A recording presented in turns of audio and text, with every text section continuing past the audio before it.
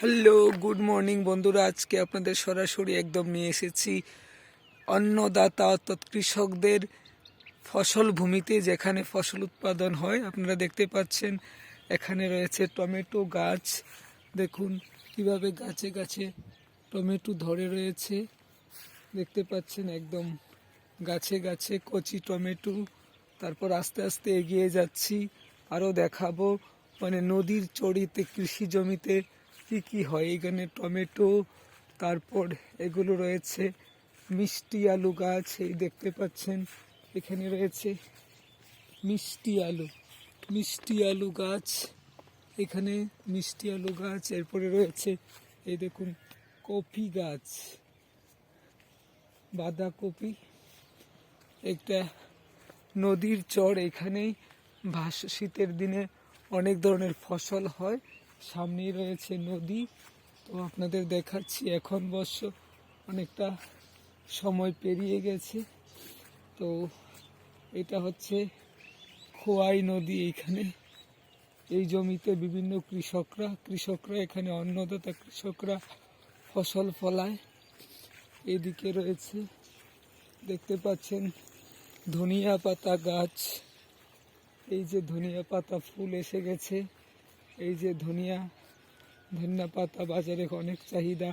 যখন ধনিয়া পাতা বাজারে প্রথম উঠে তখন 1000-1500 টাকা কিলো বিক্রি হয়। এরপর দেখতে পাচ্ছেন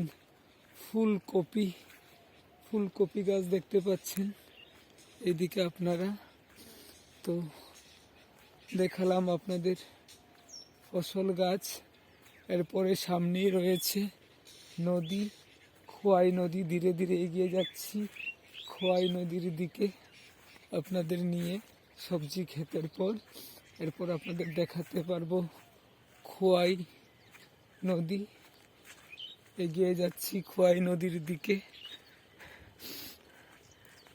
চলেছি খোয়াই নদীর দিকে। এরপরে এখানে রয়েছে মিষ্টি কুমড় গাছ, মিষ্টি কুমড় ফুল, মিষ্টি কুমড় গাছ। এই যে দেখতে পাচ্ছেন খোয়াই নদী। এখানে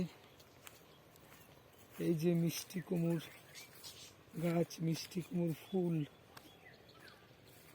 এই যে দেখতে পাচ্ছেন মিষ্টি কুমড় গাছ।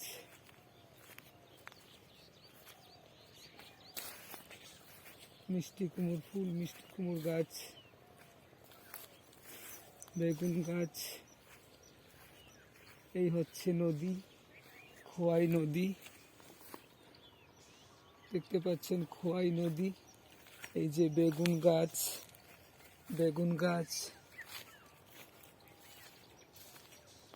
এই নদীর পাড়ে অনেক সবজি হয়, ফল হয়।